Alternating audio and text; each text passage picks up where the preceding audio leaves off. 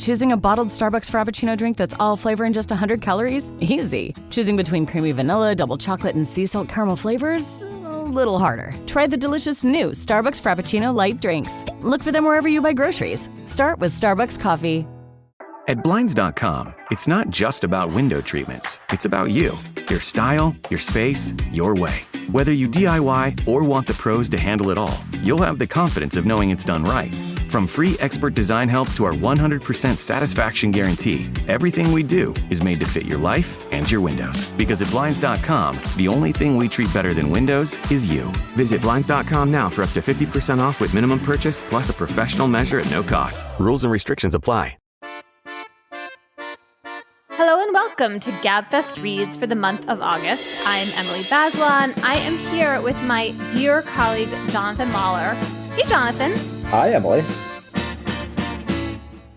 I am so glad to be here with you to talk about your new book, The Gods of New York. Just to introduce you for 1 second, you are a staff writer at the New York Times Magazine with me, and also the author of the best-selling book, Ladies and Gentlemen, The Bronx is Burning. So we are here to talk about your new book, partly because I am fascinated by New York politics right now with this race for mayor looming, and I'm hoping a lot of our listeners feel the same. And so it was really a treat to go back into this history that you're telling. The Gods of New York is about 4 years that you say utterly transformed New York. This is 1986 to 1990. It's the end of the era of Mayor Ed Koch. And you have a great quote about what you think happened in this period. You say, the great working class city morphed into a city of entrenched poverty and extreme wealth, of celebrity, audacity, individualism, learned indifference, and resentment, foreshadowing the transformation of the broader nation. I love that opening, and I'm going to ask you like a big sweeping question, which might be a terrible way to start, so forgive me, but what's your sort of top line answer about why you picked this particular 4-year period for that really big sweeping thesis? Yeah. So, I mean, there's sort of a kind of a basic narrative answer to that question, which you'll appreciate, a kind of a storytelling answer, which was that these were the last 4 years of the, as you say, of the Koch era.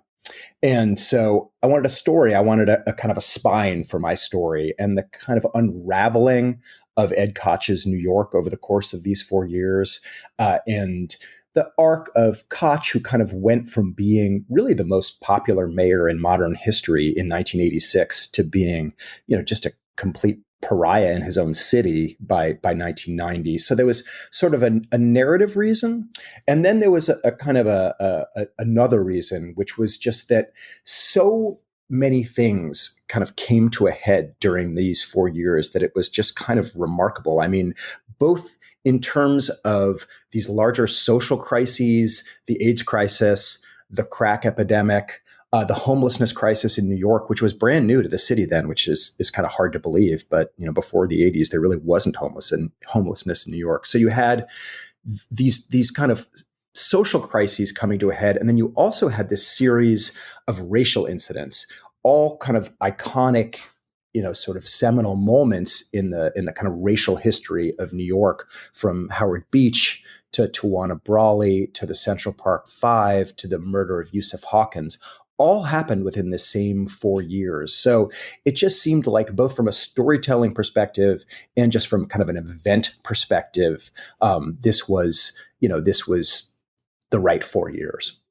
Can you tell us the story of Yusuf Hawkins? You start off with him, with his funeral, actually. He was a Black teenager who was killed by a white mob in the Italian-American neighborhood of Bensonhurst. And I feel like you picked him for a reason to start off your book. And I wonder what happened to him that still haunts us today. Why is he the right opening tale for what you're trying to show about New York? I begin with him. He's, not to spoil anything, but he's his funeral is sort of the opening of the book, is the prologue. And then at the end of the book, I kind of come back around to his murder. And he was a Black teenager who had just graduated from high school and was had just on his way with a couple friends to literally look at a used car in the neighborhood of Bensonhurst one night in August 1989. They were chased by a group of white teenagers. One of them pulled out a gun and shot and murdered him. And so that moment, which kind of capped it happened, in August of '89. In my narrative, it's really near the end of the book, and it sort of capped these 4 years. It was kind of the culmination of these 4 years of tension and kind of drama, and as you said earlier, kind of resentment that were all kind of bubbling up in the city during these years. And the other thing it did was, it was sort of a moment that it happened during the mayoral race. And at the time during the primary, Ed Koch was running against David Dinkins. And David Dinkins was at the time, vying to be the first Black mayor in the history of New York, which is kind of remarkable. It was behind a lot of other cities had already elected Black mayors. But the murder of Yusuf Hawkins really kind of, became a moment that where the city kind of felt like it sort of needed healing almost after these 4 years, or just enough people it felt like the city needed healing, that it helped Dinkins get elected. So it was also a kind of an important political inflection point for the city too. I also want to ask you about the reality of New York kind of leading up to this period. You tell us that 1 million people left the city before 1986. 1 million people went on welfare. And then there's this crazy series of fires that I either didn't know about because I've never lived in New York or had forgotten. What are the fears leading up to the mid-'80s about what New York could become? Yeah, the '70s, the city had just bottomed out in such an extreme way that it sort of, as you say, there were these arson fires, which decimated hundreds of thousands of units of housing. They just swept across the Bronx and just destroyed home after home. And the subway, everyone can kind of picture those images, maybe from movies like Taxi Driver or The Warriors or something, where the city was, just covered. The subways were covered in graffiti. The Central Park was just a dust bowl. All the playgrounds were falling apart, and the city had lost it had really kind of no economy to speak of, because it had been this just sort of thriving manufacturing and shipping city. After the war, it was the great working class city with these powerful labor unions. And just lots and lots of working people.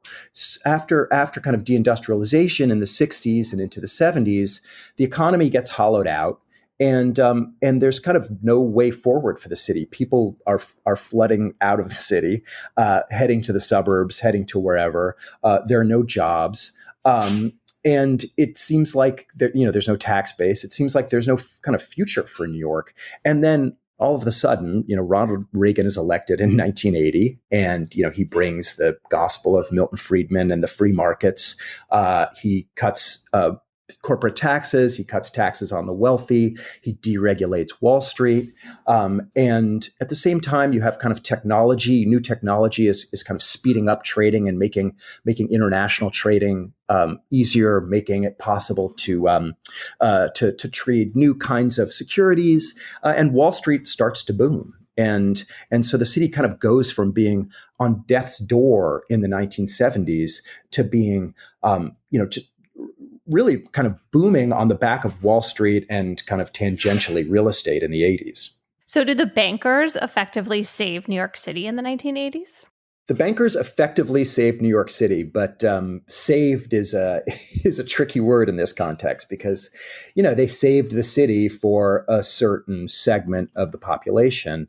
A large part of the population wasn't able to get a foothold in the new economy. So this, the new economy was built around Wall Street, as I said, was built around finance, was built around real estate and insurance, and ultimately things like media and marketing and public relations and these what we now call knowledge industries.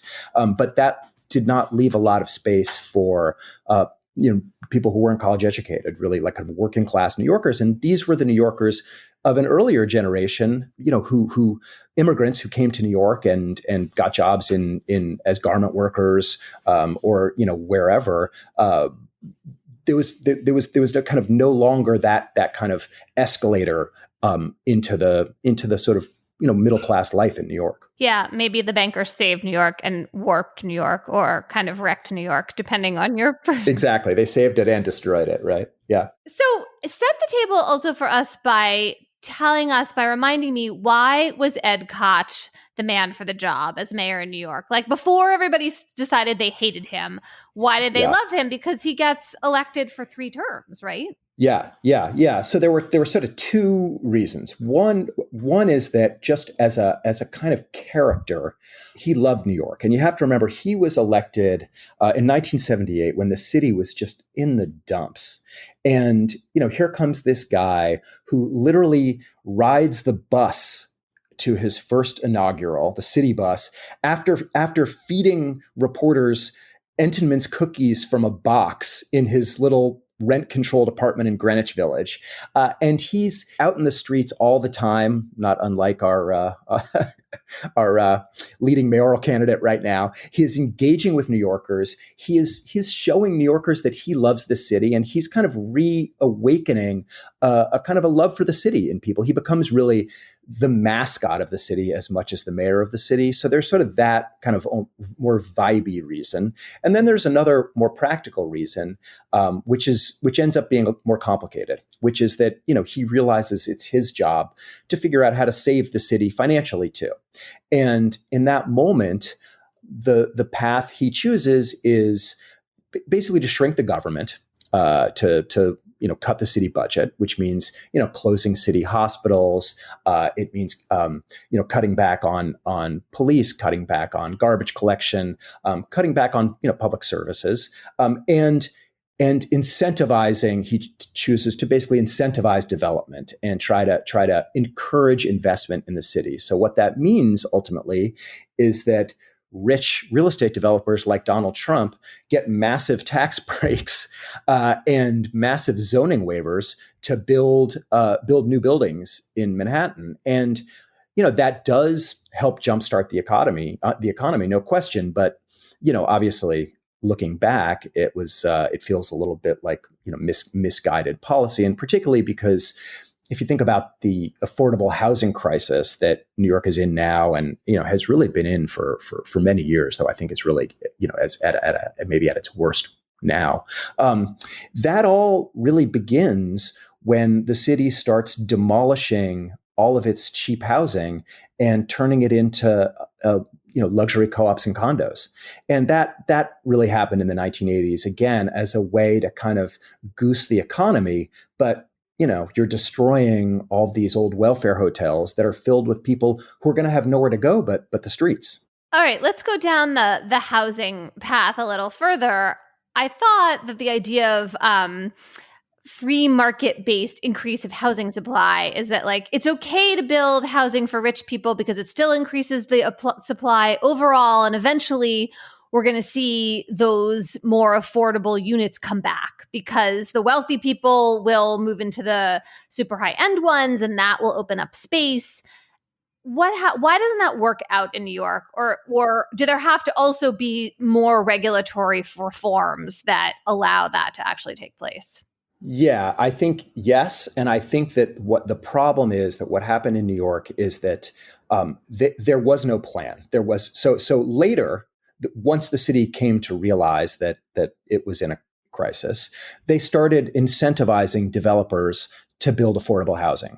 This is a policy that has been of kind of questionable success, I would say. I mean, some people say it's been the best way to go. I think it's also been kind of pretty widely criticized, and certainly if Mondani is elected, that the city is going to move away from that approach. But in the 70s, or I should say in the 80s, that wasn't on anyone's mind. No one was thinking about, we might create an affordable housing crisis. All the city's leaders and Ed Koch were thinking about was, how do we get this economy moving again? And to be fair, these old welfare hotels, which were providing a lot of the affordable housing in the city to, it was housing of last resort to people who were on welfare, people who would soon become homeless. It was not desirable housing. It was run down, and it something needed to be done with it regardless. But I think the real problem is that the city kind of got to this problem, recognized this crisis sort of too late, and has been really just playing catch up ever since.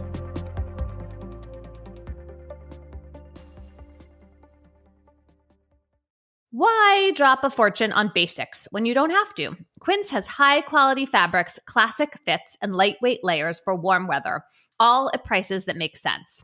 I just got some shirts for my husband from Quince. One of them was really soft. It was a polo that was like part silk, I think. It felt good, and he has actually been wearing it, and he is a hard person to buy clothing for sometimes. Quince has closet staples you want to reach for on a daily basis, including cozy cashmere and cotton sweaters from just $50. Ooh, I also got myself a cardigan. I forgot about that. Breathable flow knit polos and comfortable lightweight pants that somehow work for both weekend hangs and dressed up dinners. The best part is that everything with Quince is half the cost of similar brands. Keep it classic and cool with long-lasting staples from Quince. Go to quince.com/gabfestreads for free shipping on your order and 365-day returns. That's QUINCE.com/gabfestreads to get free shipping and 365-day returns. Quince.com/gabfestreads. A massage chair might seem a bit extravagant, especially these days. 8 different settings, adjustable intensity, plus it's heated. And it just feels so good. Yes, a massage chair might seem a bit extravagant, but when it can come with a car, suddenly it seems quite practical. The all-new 2025 Volkswagen Tiguan, packed with premium features like available massaging front seats, it only feels extravagant. Juguemos a Adivina el Precio de Burlington. El regreso escolar significa volver a ahorrar. Traemos jeans para tus niños desde, un momento, solo $11.99. Burlington pasa el examen. ¿Y qué tal las mochilas con personajes? Las tenemos desde $12.99. Burlington lo ha vuelto a hacer. ¿Y los tenis para niños? Marcas de primera y a la última moda desde $11.99. Ya puedes ahorrar. Burlington, marcas, rebajas, wow. Los estilos y selección varían por tienda. I'm always looking for ways to show my cat how much I love her. And with Fancy Feast gems, I can pamper her whenever I want with a savory gravy on top of a gourmet mousse pâté. The pyramid shape makes serving simple, so all I have to do is peel and plate to make mealtime feel extra fancy. And with 2 entrees in every pack, it's easy to turn every day into the extraordinary. Fancy Feast gems. This episode is brought to you by Progressive Insurance. Do you ever find yourself playing the budgeting game? Well, with the Name Your Price tool from Progressive, you can find options that fit your budget and potentially lower your bills. Try it at Progressive.com. Progressive Casualty Insurance Company and Affiliates. Price and coverage match limited by state law. Not available in all states. One of the stories you tell about Koch is this crazy run-in he has with a 10-year-old homeless boy named David Bright. And this is a great story. It's a great story, and you tell it so well. But also it made me think so much about the way in which politicians pick fights now. The whole art of taking umbrage, which of course President Trump is a masterful practitioner of this dark art. What happened between Koch and this child? And how do you see it rippling out for today? Unless you think I'm just totally stretching it. No, I think you're totally right. I think it's interesting because I feel like Koch got the worst of this one. And, rarely does Donald Trump seem to get the worst of his public fights somehow. But exactly. And why? But first, tell us the story. So what happened is that the Congress wanted to have hearings on homelessness and hunger. And so they came to this guy, Bob Hayes, who is the head of the Coalition for the Homeless, and they asked him to come down and testify.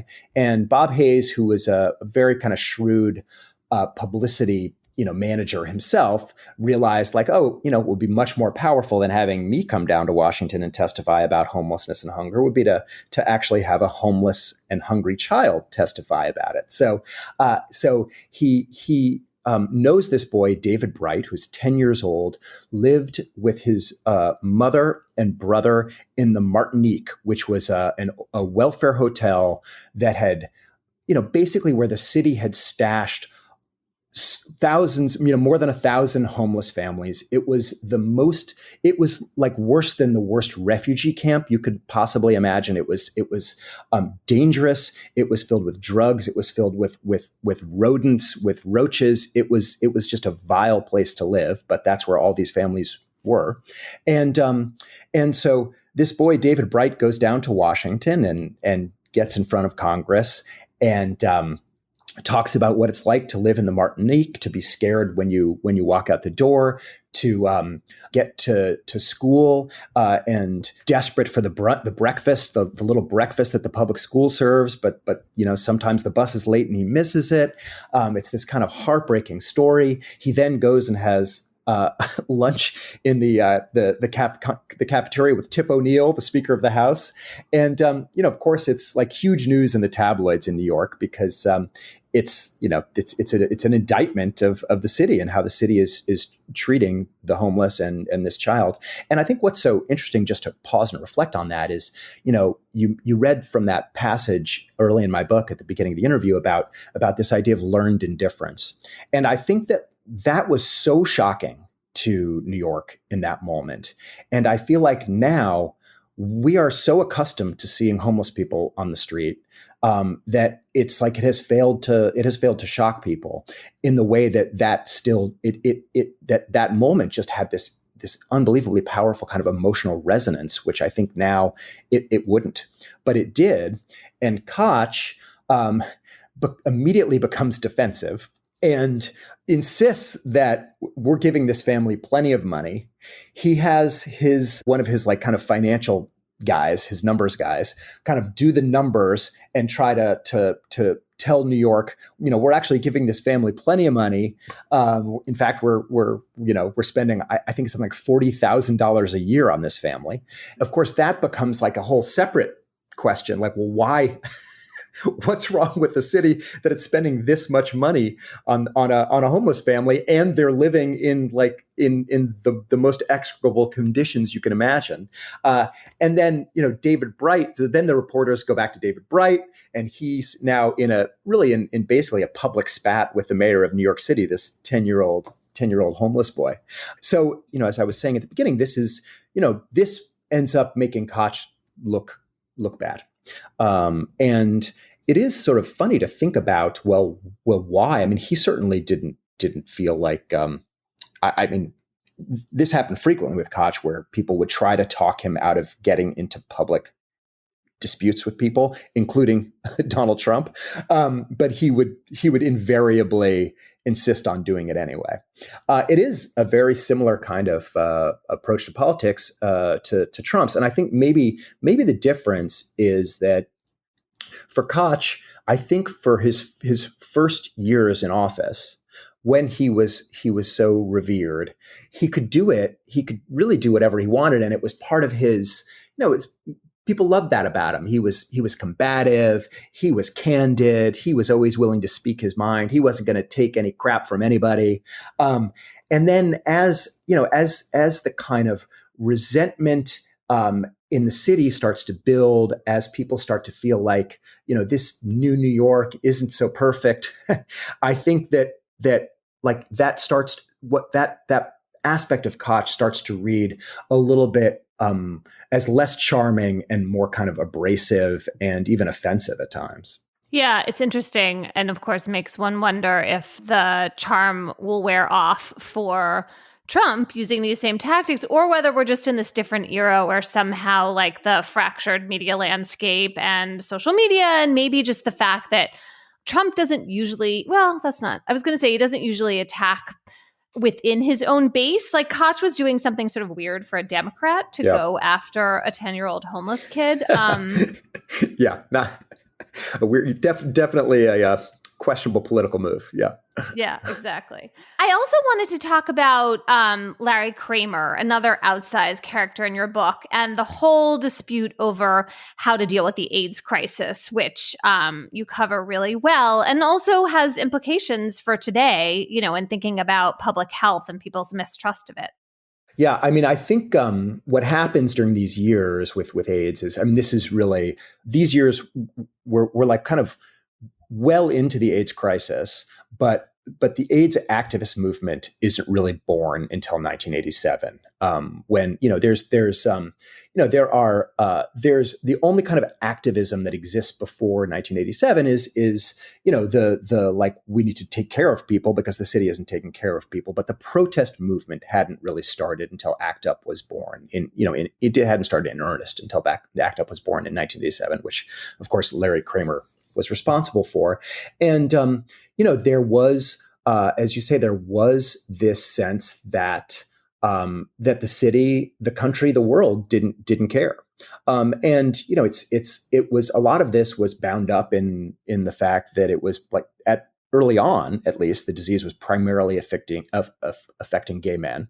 That changed. And in fact, in 1987, it really tipped from being a gay disease in New York, gay epidemic, to one that was affecting the homeless population, like the Black community. I mean, it was like it was like we were past it being a gay epidemic at that point.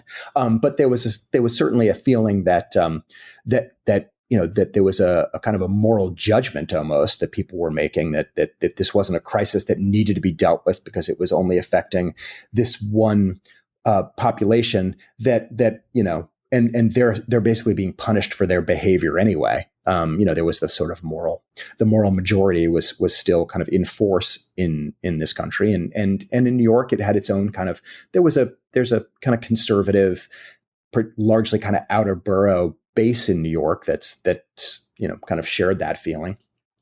So Larry Kramer feels like this is like, no, we are going to like shove everyone's face in this until they do something about it.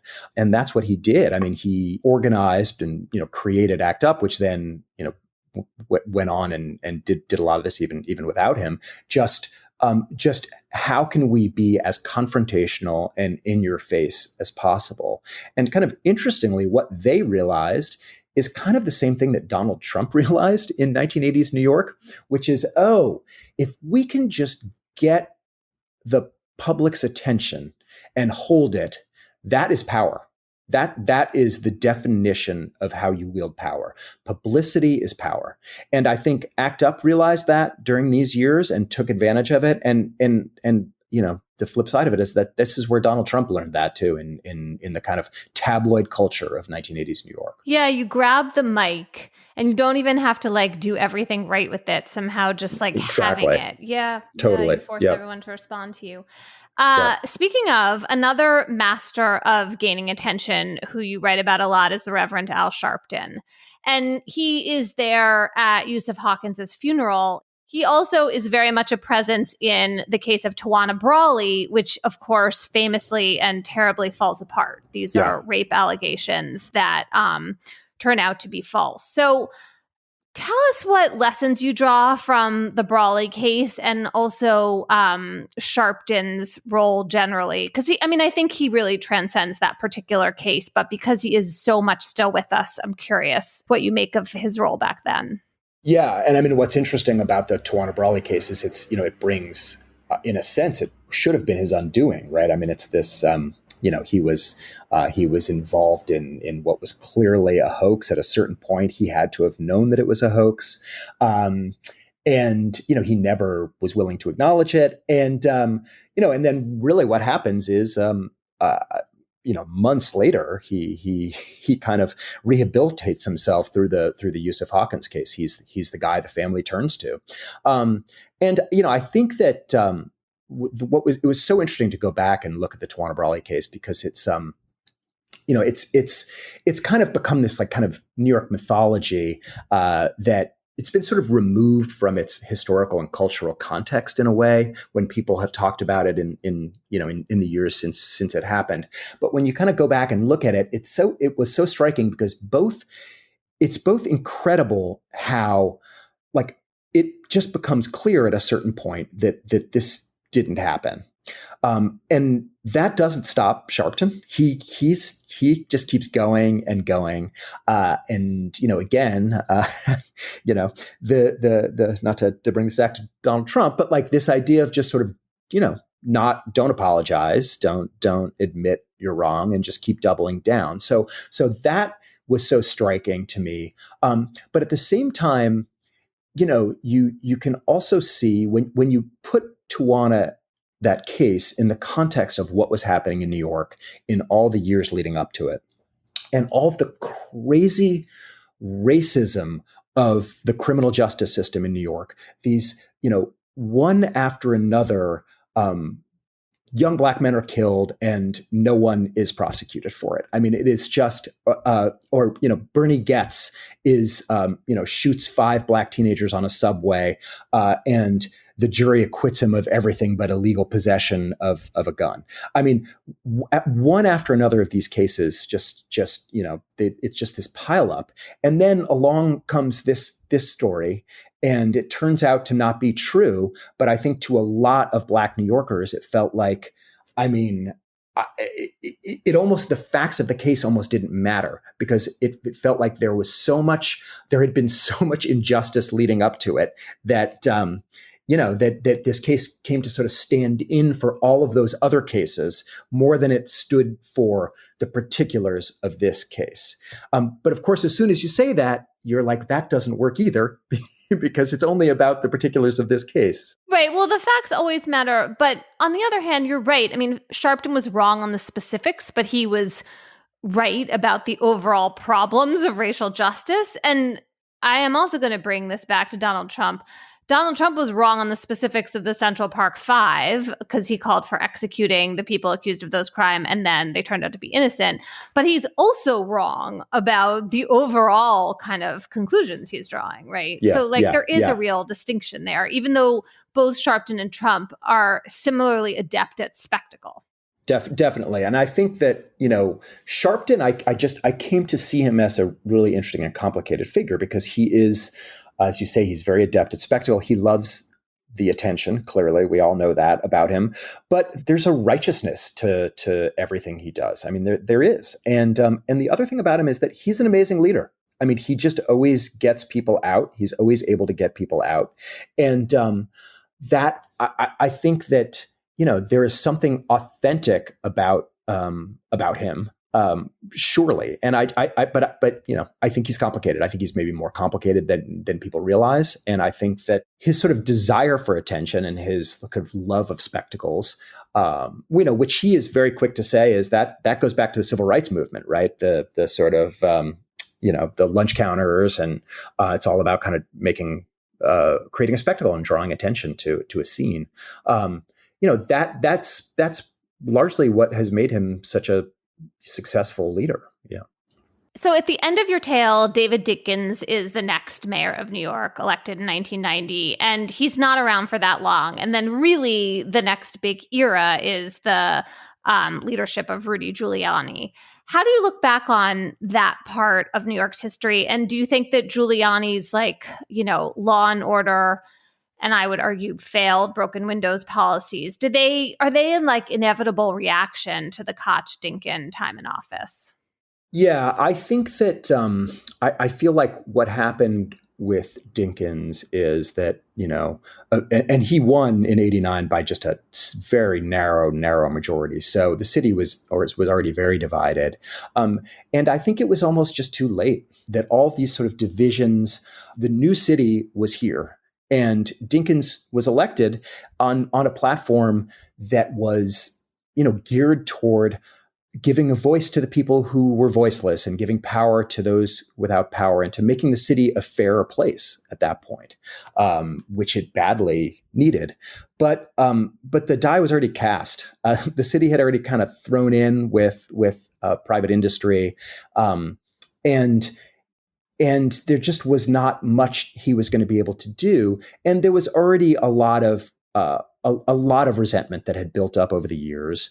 And it just was, I feel like his mayoralty was almost doomed from the beginning just because of the kind of atmosphere in the city that he inherited. What do you think the biggest problems are, or the biggest challenges New York is facing? And are they related to what was happening in the 80s and 90s? Like, is it still all about housing and this trade-off between beckoning private industry and Wall Street, but also trying to have some modicum of fairness and affordability for everyone else? Or have we changed? No, I really see this election that we are in the midst of right now as being, it's very easy to connect the dots between this election and this 1980s New York. I think that kind of the story sort of begins in the 80s with the rebirth of New York as the kind of center of global capitalism. And, people think about this narrative as being, the kind of globalization narrative is kind of starting in the 90s and NAFTA and Clinton and deregulation. But it really starts in the 80s in New York when the city really bends itself around Wall Street and orients its economy around Wall Street. And I think that what we're dealing with, the biggest problem clearly facing the city now is the affordability crisis. I mean, Mamdani has sort of put his finger on it, whatever you think of his solutions. And the problem is, New York is a city that needs it. New York's brand is possibility. New York is a place where people come to live better lives, to sort of be part of the city, for opportunity. And when it becomes a place that where middle-class people kind of can't get a foothold and can't find their way up, the city basically breaks down. It sort of doesn't work. That New York doesn't work. So I think that happened. The city kind of fell apart in the 70s, and it regenerated itself in the 80s. And over the decades since then, the wealthy in the city have gotten wealthier and wealthier. The middle class has largely disappeared. The sort of poor New Yorkers, their wages have gone up modestly over the years, but the cost of living has gone up more. And now I think we've reached a new crisis point that 40 years later, basically. Okay. And what do you make of this race between Zoran Mamdani and, in the general election, Eric Adams, the current mayor, and Andrew Cuomo? I mean, this is like such a contrast of types and agendas, and feels like a real crossroads politically for the city.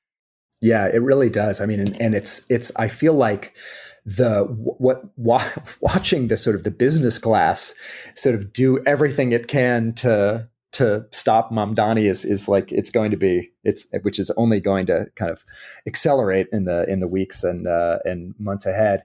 Look, it has been a long time since a candidate for mayor in New York has ignited this kind of enthusiasm. There's no question that he has some kind of special charisma, that he's a great politician. I think his platform is going to be very difficult to pull off. It's all kind of built around dramatically raising taxes, which he has no power over. But he's tapping into something. And I mean, I think, and I just sort of wrote a piece about this today in the Times, that, what he's tapping into, it's interesting because his policies are really, sort of created for the poor. I mean, they are, doubling minimum wage, rent freezes on rent stabilized apartments, free childcare for young children, for families with young children, free buses, government owned supermarkets. It's for there are policies for the poor, but he's actually most popular among New Yorkers who are college educated, who earn between $70,000 and $140,000 a year. So this is a sort of a phenomenon I think we have seen with other super progressive politicians, right? That's becoming their base, and that's where their message seems to be resonating most.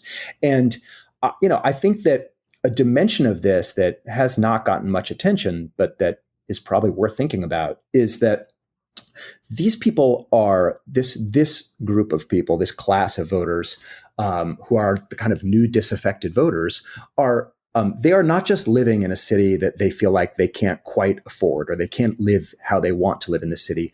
I think they are dealing with a new kind of existential worry about what all the industries they work in are going to look like in another few years, in as kind of artificial intelligence and technology kind of continues to accelerate. I mean, these are people who work in industries like ours, like the media, or like advertising, like marketing, like public relations. These are, classic knowledge workers.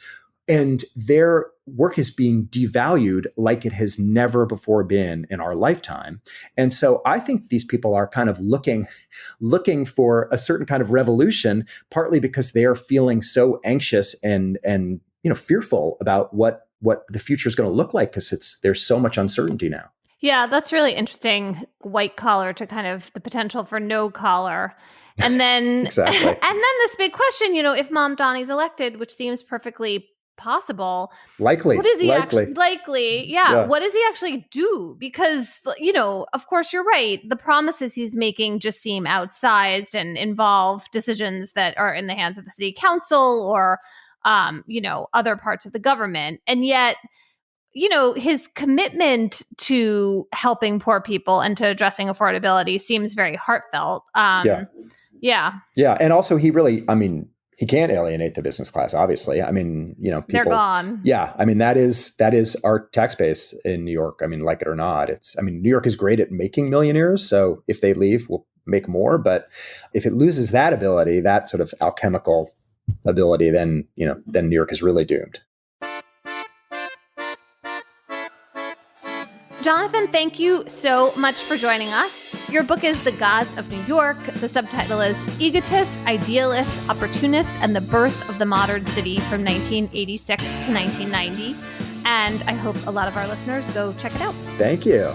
That's it for this month's edition of Gabfest Reads. Our producer is Cheyna Roth. Ben Richmond is Senior Director of Operations of Podcasts. Hillary Fry is Slate's Editor-in-Chief. And Mia Lobel is Executive Director of Podcasts. We'll be back next month with another edition of Gabfest Reads. Until then, David and John and I will be back in your feed on Thursday with a new episode of the Slate Political Gabfest. Thanks so much for listening.